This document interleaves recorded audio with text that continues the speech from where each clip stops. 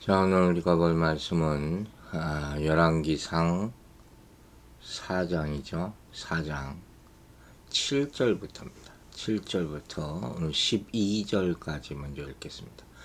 솔로몬이 또 온 이스라엘에 12지방 관장을 두매 그 사람들이 왕과 왕실을 위하여 양식을 공급하되 각기 1년에 한 달씩 양식을 공급하였으니 그들의 이름은 이러하니라. 에브라임 산지에는 베토리요, 마가스와 사알빔과 벳세메스와 엘론 벳 하난에는 벤데겔이요, 아룻보셋은 벤헤셋이니 소고와 헤벨 온 땅을 그가 주관하였으며 나발도 높은 온 지방에는 벤 아비나답이니 그는 솔로몬의 딸 다밧을 아내로 삼았으며 다낙과 무깃도와 이스라엘 아래 사르단가에 있는 베스안 온 땅은 아힐루세 아들 바나가 맡았으니 베스안에서부터 아벨 모홀리에 이르고 용루한 바깥까지 미쳤으며. 자, 이런 이야기들이 나오면 사람들이 벌써 아이고 이것도 읽기도 힘들다 이런 얘기들부터 하죠. 여러분 이번 기회를 통해서 한번 꼭 읽어보시고 또 소리내서 읽어보시고 지루한 것 같고 뭐 사람 이름이 이렇게 나오고 지명 이름이 이렇게 나오고 여러분 성경에 있는 거잖아요.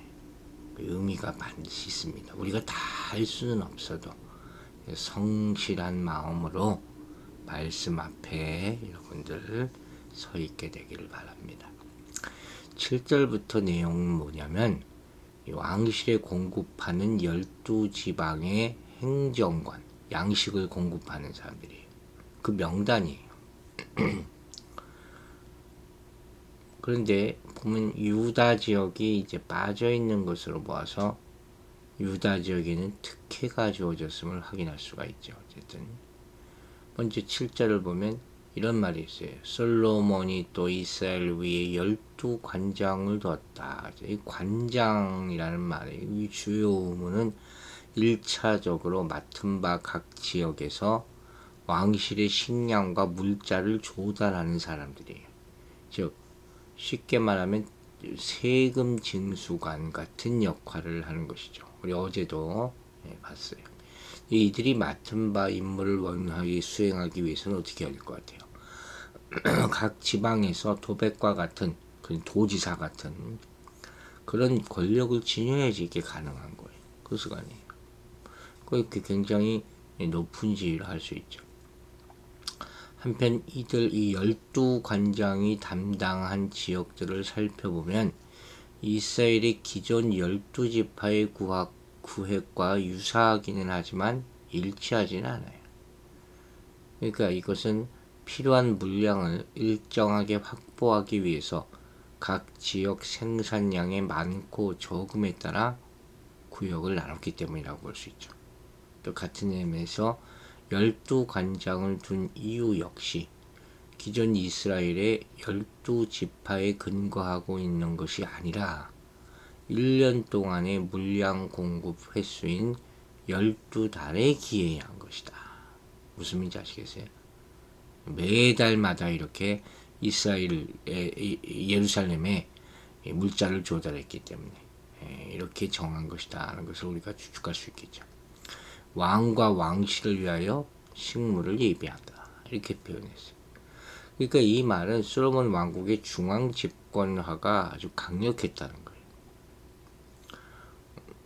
그리고 굉장히 체계적으로 했다는 거죠. 아울러 솔로몬 때에 이르러서야 비로소 왕실이 모든 지파를 완전히 장악했음을 시사해 주기도 하죠.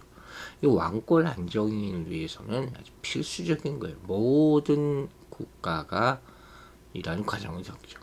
안 그러면 국가라는 것을 면모를 갖추기가 어렵기 때문에. 한편 어떤 사람은 이러한 12관장 제도에 대해서 의문을 제기하기를 이는 당대의 이방 폭군 제도와 다를 바 없는 착취 제도라 이렇게 비난하는 사람도 있어요. 역사를 보는 관점이 다 다르잖아요. 물론 근본적으로 이스라엘이 왕정 체계를 사무엘에게 요구했을 때 하나님께서 경고하셨듯이 왕정제도가 백성들의 재산과 권리를 제어할 가능성은 충분했죠. 하지만 여기서 보여주고자 하는 바는 그런 점이 아니죠. 여기서는 하나님께서 솔로몬에게 약속하신 대로 솔로몬 왕국의 부와 영광이 충만했다. 이 점을 강조하기 위해서 지금 이 글을 쓰고 있는 것이죠.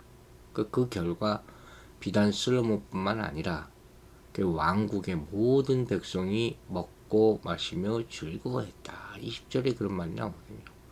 또 25절에는 포도나무와 무화과 나무 아래서 안전히 살았다. 나라가 아주 부강하고 안락한 국가가 되었다는 것이죠. 그리고 마지막에 각기 1년에 한 달씩 식물을 예비하였다는 거예요. 이 말은 1년 중 한 달씩 물품을 공급하는 것이 그들 각자의 임무였다는 거죠. 한 달분씩 이 12 지파 사람들, 지파 관장들이 나눠서 공급을 책임졌다는 거죠.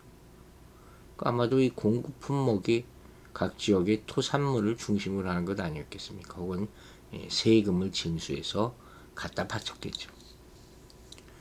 이 좀 지혜로운 거죠. 우리도 마찬가지예요. 하나님이 주시는 지혜를 사용해서 우리가 섬기는 공동체를 효율적으로 운영할 수 있는 그런 구조를 만들어야 한다는 거죠. 교회들이 한창 부흥하던 시대에 이런 것들이 굉장히 많았어요. 여러 가지 구역, 여러 가지 이름을 붙여가지고 회당, 구역 그런 것들 많이 했죠. 솔로몬은 이스라엘을 12행정구역으로 나누어 다스리는 지혜를 발휘한 것처럼 그렇다는 거죠. 그러니까 하나님이 지혜를 주신 사람은 불합리하고 비생산적으로 일하지 않는다는 거죠. 어떻게 하면 올바른 구조를 만들 수 있을지 또 하나님께서 알려주시는 것이죠. 그리고 하나님이 지혜로 만들어진 체계 안에서 서로의 필요가 채워질 수 있다는 것이죠. 솔로몬은 이 12행정구역을 보호해 주었고 각 구역은 왕실을 위해서 세금과 양식을 공급했고 서로가 서로에게 도움을 주는 거예요. 그러니까 하나님의 지혜는 서로를 돕는 긍정적 선순환의 구조를 만들게 되는 것이죠. 이게 핵심이라고 할 수 있죠. 우리도 마찬가지예요. 믿음의 공동체와 이런 것들을 세워나갈 때 어떻게 합리적이고 생산적인 구조를 만들 것인지 조직에 들어갔으면 항상 이걸 생각해야 돼요. 특별히 경쟁이 심한 환경 가운데서 어떻게 서로를 돕고 격려하고 필요한 것을 채우는 구조를 만들 수 있을지 우리는 항상 고민해야 할 것입니다.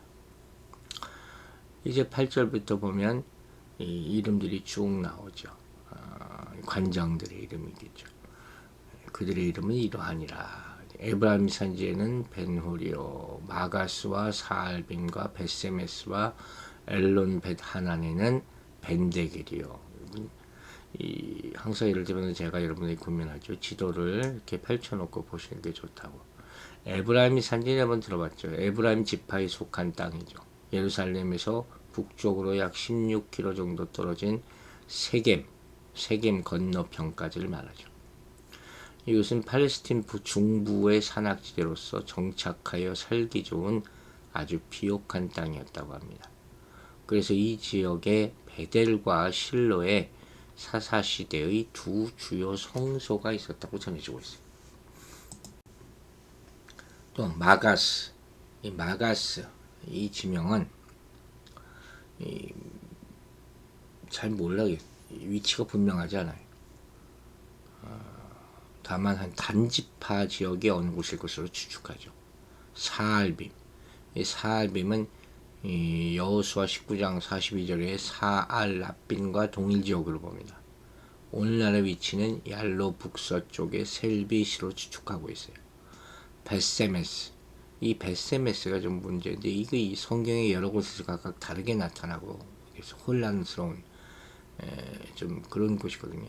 어떤 때는 유다 지파의 성읍으로 또 어떤 때는 이사갈 지파의 성읍으로 이렇게 다르게 기록돼요. 그 동일 이름이 다른 지역인지 그럴 수도 있겠죠.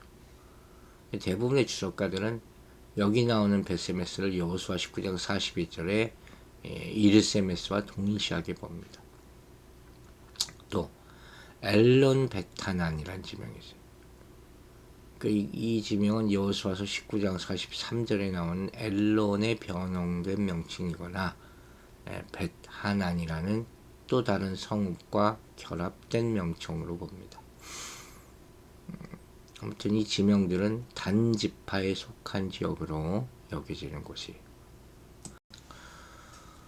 10절과 11절에는 이렇게 나와있죠.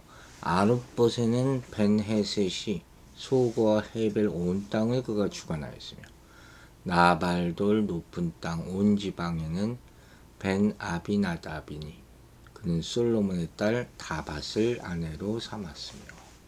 아룻봇이라는 지명은 여기만 나오는 지명이에요.